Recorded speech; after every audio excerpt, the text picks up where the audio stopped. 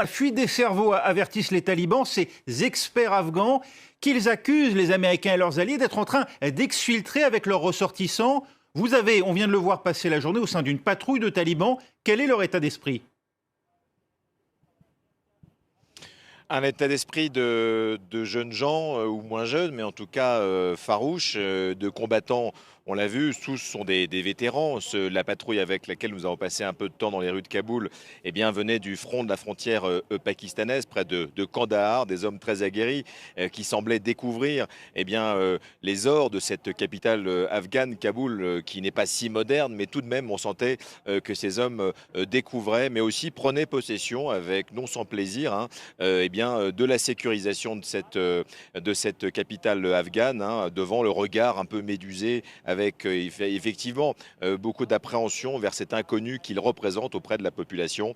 Et donc ils sont en charge de la sécurité. Et ce sont ces hommes qui viennent des quatre coins des fronts afghans qui ont été déployés ici pour sécuriser cette ville, Kaboul, où il y a encore en face d'eux, à quelques kilomètres de là où on se trouve, des milliers de soldats américains ou de l'OTAN. Donc c'est ça aussi, cette réalité. Depuis 8 jours que les talibans ont pris Kaboul, ce sont ces patrouilles, ces checkpoints incessants qui sont souvent, là c'était une patrouille qui avait réquisitionné de force des véhicules de police, mais plus souvent ce sont des véhicules américains, des armes américaines qui sont issues de cet arsenal impressionnant qui a été abandonné par l'armée afghane et qui a été donc repris comme une prise de guerre par les militants talibans.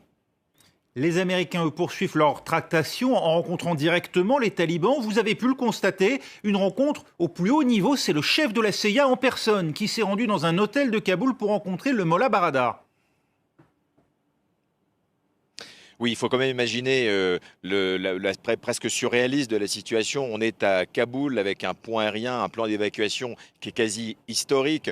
Personne, aucun occidental, aucune force armée ne doit pouvoir sortir du périmètre sécurisé de l'aéroport, qui est un sanctuaire pour les diplomates, pour les ONG, pour les derniers ressortissants occidentaux qui y vivent, pour accueillir donc ces réfugiés afghans. Et il faut donc imaginer que bien le William Burt, le chef de la CIA, le chef des renseignements américains, qui a dû passer cette enceinte, rentrer en zone talibane pour rencontrer effectivement un certain nombre de hauts commandants de talibans, dont le Mollah Abdul Ghani Baradar, qui est un des cofondateurs du mouvement taliban, ancien vice-ministre de la Défense, un vétéran, un moudjahidine, un vétéran de la guerre soviétique, et qui est un des personnages clés des grandes négociations qu'il y a eu pendant de longs mois sous les auspices du Qatar à Doha. Donc effectivement, on a très peu d'informations sur cette information qui a fuité, mais le patron de la CIA, il faut imaginer, rencontrant ici, dans ces rues de Kaboul,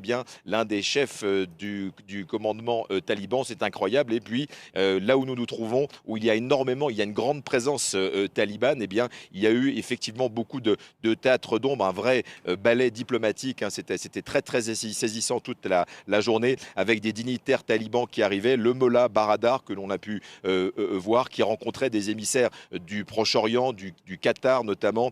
Donc on sent que quelque chose se passe pour tenter certainement d'abord de préparer l'après-Afghanistan. L'après-Afghanistan, c'est demain, c'est sans doute dès lundi, puisqu'on sait que les talibans refusent de repousser la date butoir du 31 août, mais aussi de tenter peut-être de gagner un peu de terrain, de donner des garanties de part et d'autre pour acheminer encore les milliers de candidats à l'exil qui existent toujours, qui sont encore bien présents ici dans les rues de Kaboul et puis aux abords de l'aéroport, même si évidemment les talibans ce soir, par le biais de leur porte-parole, ont annoncé qu'il n'y aurait plus de départ. Ils n'autorisaient plus maintenant les Afghans à quitter le pays pour arrêter cette hémorragie humaine, pour pouvoir donner leur programme à la nation, sans doute dès la semaine prochaine ici à Kaboul.